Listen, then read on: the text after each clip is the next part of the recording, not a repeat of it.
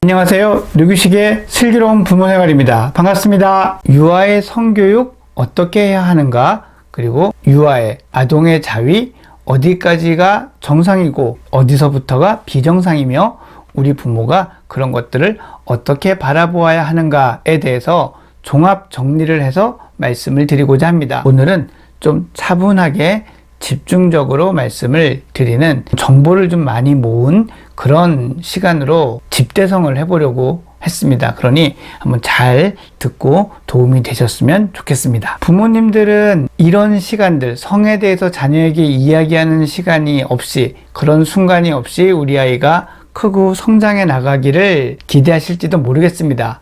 하지만 대부분의 부모님들은 머지않아 그런 조금은 당혹스럽고 불편한 시간을 맞이하시게 될 겁니다. 그래서 미리미리 준비해 두실 필요가 있는데요. 오늘은 그것들을 어떻게 바라봐야 되고 어떻게 준비해야 되는지 일반적인 원칙부터 말씀을 드리도록 하겠습니다. 우선 연령별로 아이들에 대해서 접근하는 게 좀 당연히 달라져야 하는데요. 3살부터 5살 정도의 아이들에게 가르쳐야 될 것들은 뭐냐?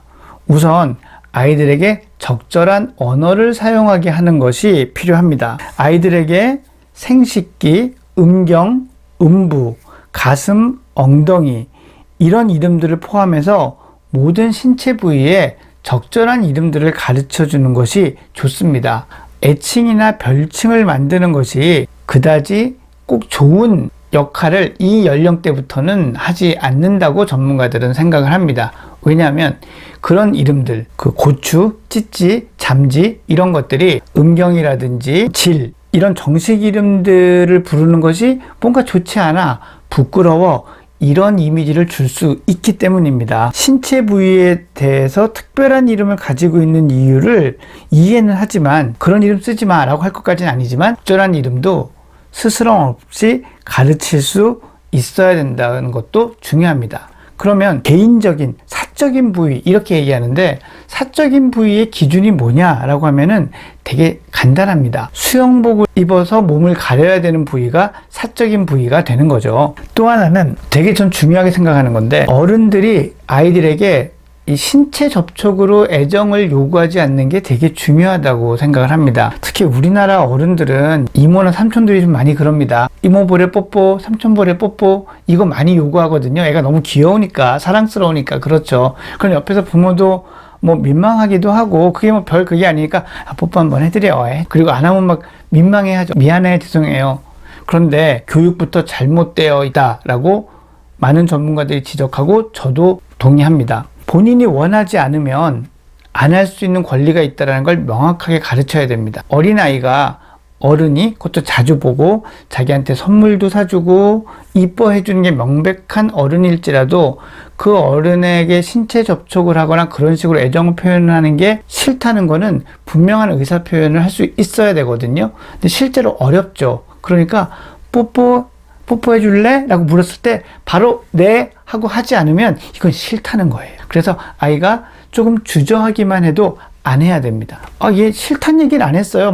너무 싫어한다는 얘기 안 해서 그냥, 이거 어른들의 변명이 된다는 거죠. 그래서 아이들이 기꺼이 네 하고 가서 안기거나 뽀뽀하거나 이러지 않는 한, 아이가 쭈뼛거리거나 머뭇거린다면 더 이상 요구하지 않아야 되고 부모님도 옆에서 체근하지 않아야 된다는 것, 이게 대단히 중요합니다. 왜 중요하냐면 그런 교육부터가 아이가 나의 신체는 소중해, 내가 이런 것들을 지키고 거부할 권리가 있어라는 메시지를 명확하게 주는 거죠.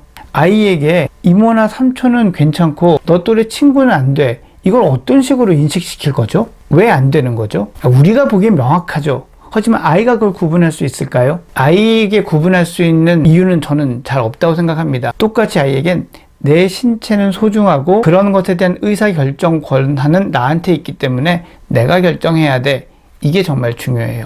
그래서 아이가 그런 행동을 할지 말지 결정하게 해야 되고, 결정하게 하는 과정은 제가 좀 허락을 구해야 됩니다. 해도 돼? 뽀뽀해 줄래? 이런 거요. 그걸 이제 컨센트라고 하죠. 동의. 이렇게 동의를 얻도록 하는 것, 이게 되게 중요한 절차고 문화가 뿌리를 내릴 수 있으면 좋겠습니다. 그 다음에는 스킨십, 터치도 좋은 터치와 나쁜 터치가 있다는 걸 가르칠 필요가 있죠. 이를테면 기저귀를 갈아주고 이런 거는 좋은 터치가 되잖아요. 그러니까 이런 것들은 좋은 터치인데, 나쁜 터치는 뭐냐면 그 아이들이 좋아하지 않고 바로 멈추기를 좋아하는 그런 거죠. 때리는 거, 발로 차는 거, 이 사적인 부분을 만지는 것, 이런 것들을 나쁜 터치고, 나쁜지 아닌지 모르겠으면 이게 나쁜 거예요. 애매하다? 나쁜 거죠. 명백하게 좋다는 생각이 들지 않는 건 나쁜 거다. 또 겁을 주는 것도 마찬가지입니다.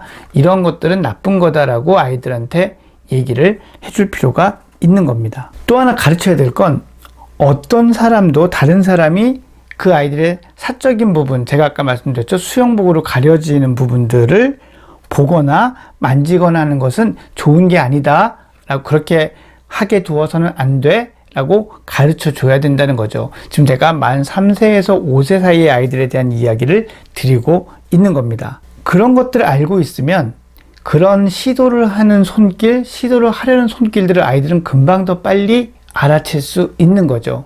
그래서 이런 것들이 성교육, 유아 성교육의 제일 기본적으로 중요한 부분이 될 겁니다. 폭력에 대한 미디어 노출이 아이들에게 어떤 영향을 주느냐에 대한 연구들은 연구 결과가 아직 좀 상이한 것 같습니다. 영향을 준다는 보고도 있고 아니라는 보고도 있는데, 성에 관한 영향은 좀 확실히 나쁜 영향을 준다라는 보고들이 많은 것 같아요. 그래서 유아 성교육에 대한 가이드라인을 보면 미디어 노출을 자제하고 조심해야 된다라는 이야기들을 정말 많이 합니다. 비디오 게임, 영화, TV 프로그램, 이런 등급 시스템을 잘 살피고 잘 지켜라 라고 정말 많이 강조하고 있습니다. 아이들이, 제가 잠시 후에 말씀드리겠지만, 성인의 성적인 행동이나 이런 것들을 매체나 스크린에서 보고 그걸 따라하게 될 확률이 생각보다 많고, 그런 것들이 모방 행동이나 후에 정상 범위를 넘어서는 자유행동으로 이어질 소지가 높다라는 것도 부모가 분명히 알고 있어야 된다라는 거죠. 제가 지금까지 말씀드린 이런 내용들을 이야기를 해주는 기회나 교육하는 기회가 기본적으로 있어야 된다라는 말씀을 먼저 드리겠고요. 이 시기를 지나면 아이들의 질문들이 조금 더 구체적이고 자세해질 수 있습니다. 그런 것들을 질문한다면 그런 질문에 대답하는 시간들을 좀 만들 필요가 있습니다. 그냥 지나치듯이 흘리지 마시고 그런 것들에 대한 대답을 진지하게는 진지하게인데 너무 막 진지하게 질문했더니 이거 가족회의가 열리는 분위기인데 이렇게까지 가지는 않아야 되지만 내 이야기에 대해서 관심 있게 들어주네 하는 정도까지는 진지할 필요가 있다는 거죠. 이게 사실 어렵죠. 너무 캐주얼해도 안 되고 너무 진지해도 안 된다. 부모가 이런 것에 대해서 자연스러워야 돼요. 그러니까 사실은 부모가 성에 대해서 어떠한 인식을 갖고 있느냐가 정말 중요할 수 있습니다. 너무 수치심이나 너무 큰 경계심 이런 걸 갖고 있다면 자녀의 성교육을 할 때에도 자연스러워지기가 어려울 수 있습니다. 이런 얘기를 하기 좋은 시간이 그래서 목욕 시간, 취침 시간 같은 때, 이런 때가 좋은 시간이라고들 많이 이야기를 합니다. 새로운 스포츠 수업이나 댄스 수업, 무용 수업 이런 거 가기 전에 새로운 선생님을 만나거나 새로운 다른 학생들을 만나야 될 때 이럴 때도 이런 이야기들을 하기에 좋은 시간이라고 합니다. 아이가 질문을 먼저 해올 수 있으면 아주 좋은 상황이고, 이거는 부모와 아이가 이때까지 유대감도 잘 만들었고 이런 성에 대한 이야기를 하는 것에 대해서도 부담감이나 꺼리낌이 없다라는 얘기여서 정말 좋은 것을 의미를 하고요. 근데 아이가 얘기를 하는 질문의 내용이나 모습들이 때로는 당돌하고 당황스럽고 너무 귀엽죠. 근데 그렇다고 깔깔거리고 너무 귀여워하고 하는 거는 좋지 않습니다. 아이를 당혹스럽게 만들 수 있고 그런 질문을 좀 부끄러워하게 만들 수 있기 때문에 그런 반응들은 좀 아이들의 그런 호기심을 숨기게 만드는 역할을 하기 때문에 자제하시는 게 좋고요. 저도 이제 특히 이런 주제에 대한 설명을 간단 명료하게 이렇게 하려고 더 신경 쓰고 있기는 한데요. 자꾸 장황해지나 이런 생각이 들긴 하지만 특히 이런 성에 관한 교육은 간단하고 명료하게 이야기를 할 수 있도록 노력을 하시는 게 필요합니다. 아이가 초등학교에 들어가기 전에 엄마 아빠 아이가 어떻게 생겨? 그러면 그 아이한테 엄마와 아빠가 어떻게 섹스를 하게 되고 성교를 어떻게 하게 되는지 디테일한 과정을 설명하진 않아도 되거든요. 그런 것들이 나이에 따라 조금씩 달라질 수 있다는 거는 좀 감안을 하셔야 돼요. 그럼 그걸 우리 아이가 어디까지 어떻게 알고 싶은지를 어떻게 가늠하느냐? 기본 원칙은 이런 겁니다. 엄마와 아빠가 서로 사랑을 하면 아이가 태어나는 거야. 사랑하는데 어떻게 아이가 태어나?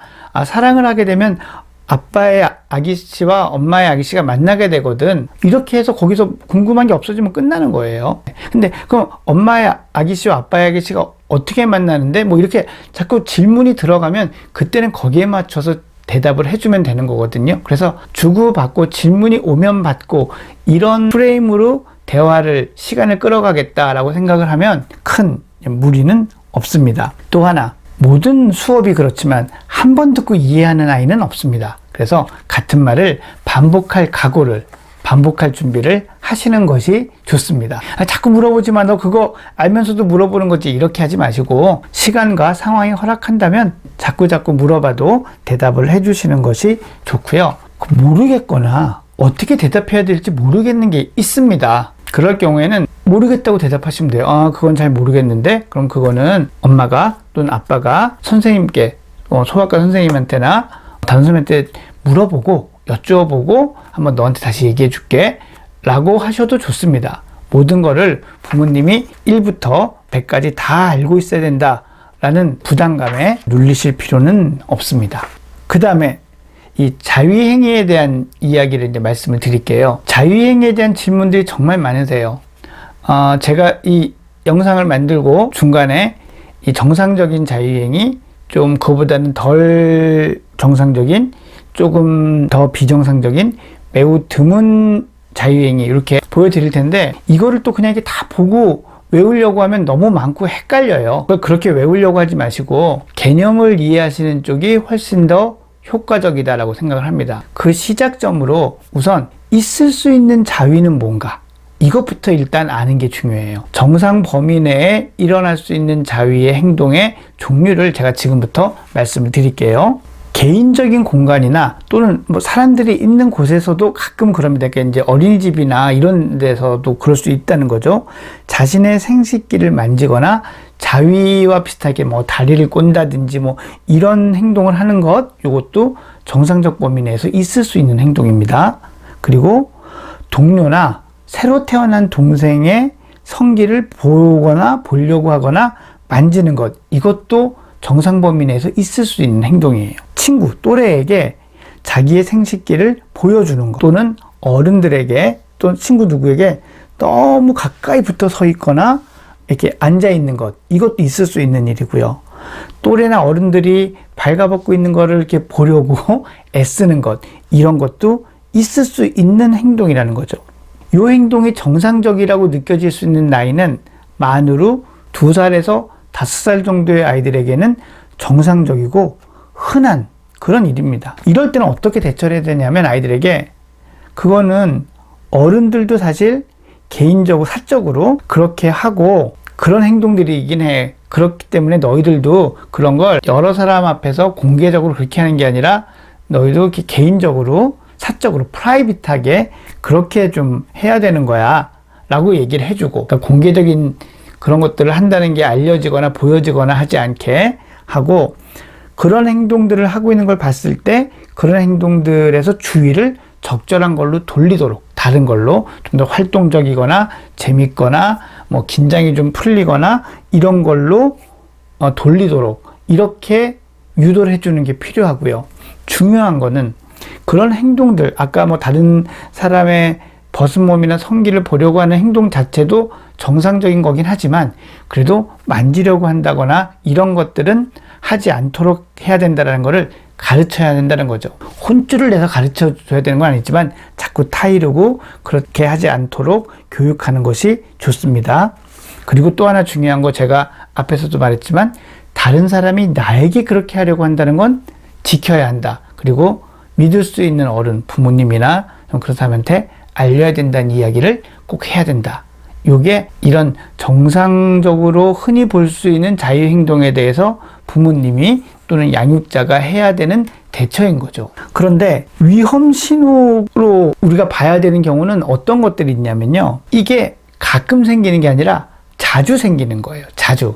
근데 이게 자주라는 게 부모님의 기준마다 다르잖아요. 그래서 자주라는 것만큼 보다 어쩌면 더 이제 중요한 신경 써야 되는 게 아이의 주의를 거기서 돌리는 게 쉬우냐, 잘 돌려지느냐. 와서 딴 거 하자 그러면 딴 거 하고 그러고 한참 잊어버리고 있다가 또 뭐 다음 날이나 나중에 뭐 한참 지나서냐 아니면 그러다가 또 어느 생각하면 또 그러고 있느냐. 이런 게 되게 중요한 포인트가 되고요. 자신이나 다른 사람에게 신체적으로 해를 입혀가며 그러니까 정신적인 것보다도 몸이 상처가 나거나 다치거나 위험하게 될 수 있는 상황을 감수하거나 그런 거에 아랑곳도 하지 않고 하게 될 정도가 되느냐. 이거 위험 신호가 되고요. 상대방이 그런 걸 거부하거나 안 하려고 하는데 힘으로 또는 위협해서 막 공격적으로 그렇게 해서 욕을 하게 된다. 이런 것도 위험 신호가 될 수 있습니다. 그래서 강요, 강제성 이런 것들이 문제가 될 수 있고요. 또 이 행동이 앞에서 말씀드린 그런 정도가 아니라 성인의 성행위, 이를테면 프렌치 키스라든지 정말 완전히 성인들의 성행위를 흉내낸다든지 또는 나이 차이가 너무 많이 나는 아이한테 그런 것들을 하려고 한다든지 이런 것들도 위험 신호거든요. 근데 이제 이런 위험 신호가 나타나는 거에 위험 요소 중에 하나가 잘못된 미디어의 노출이 많은 영향을 준다. 또 물론 아이가 학대를 받거나 감정적으로든 신체적으로든 뭐 이런 아이들이 정서적으로 안정이 되지 않았을 때도 이런 일이 일어날 수 있다라는 것도 위험 요소로 거론이 되고 있습니다. 이렇게 보면은 부모님이 걱정하시는 것보다는 정상적이고 흔한 어떤 자유행위의 범주가 넓다고도 할 수 있겠죠. 하지만 이 미디어를 통해서 성적인 내용이 노출되는 게 우리가 갖고 있는 어떤 감수성, 위험도에 대한 느낌이 생각보다 우리가 좀 이렇게 엄격하지는 않은 면도 있거든요. 이런 노출의 가능성도 좀 높다고 봤을 때는 여전히 좀 신경을 써야 되는 게 아닌가라는 생각이 좀 듭니다. 제가 이렇게 말씀드린 자유에 대한 개념을 한번 잘 정리해 보시고 여러분의 자녀가 혹시 그런 모습이 보인다면 거기에 맞춰서 너무 당황하지 마시고 적절히 잘 대처해 주실 수 있으시길 바랍니다. 유아의 자위 또 유아의 성교육 준비한 순서는 여기까지입니다. 여러분 도움이 되셨기를 바라고요. 구독, 좋아요, 알림 많이 부탁드립니다. 여러분 안녕히 계세요.